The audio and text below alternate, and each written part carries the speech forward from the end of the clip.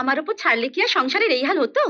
4 বছর ধরে বলছি একটা ওয়াশিং মেশিন কিনতে, তোমার জামাই আজ অব্দি সেটা কিনে উঠতে পারলো না। বাড়িতে তো কাপড় জামা কাচের মেয়ে আছে, মেশিন কিনে কি হবে?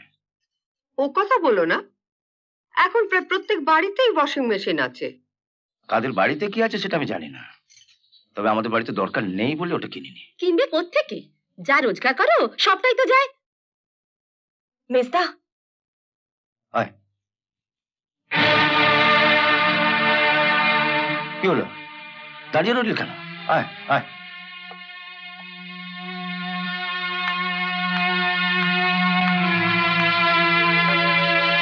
তোদের পিকনিক কবে?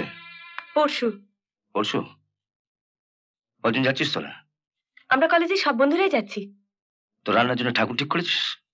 না, প্রথমে ভেবেছিলাম ঠাকুর নেব, ঠাকুর এত টাকা চাইছে, তারপর ঠিক হলাম আমরা নিজেরাই রান্না করে নেব। দৌড় বোকা, রাঁধতে গেলে তো সারা দিনটাই কেটে যাবে, তো ফুর্তি করবি কখন? বোকা কথা। সবাইকে বলবে 100 টাকা করে দিতে। ধর। 100 টাকা দিচ্ছ কেন? আগে তো শুনেছিলাম 50 করে দিতে হবে। হ্যাঁ তাই কথা ছিল, এখন ঠাকুর এনে রান্না করাতে হবে, 50 টাকা হবে? দেখলে মা, দেখলে উনি দুদিনের জন্য বেড়াতে এসছেন, আমাদের সংসারে কিছু জানেন না, তো ওকে এর মধ্যে টানছো কেন? তুই দাঁড়িয়ে আছিস কেন? যা যা।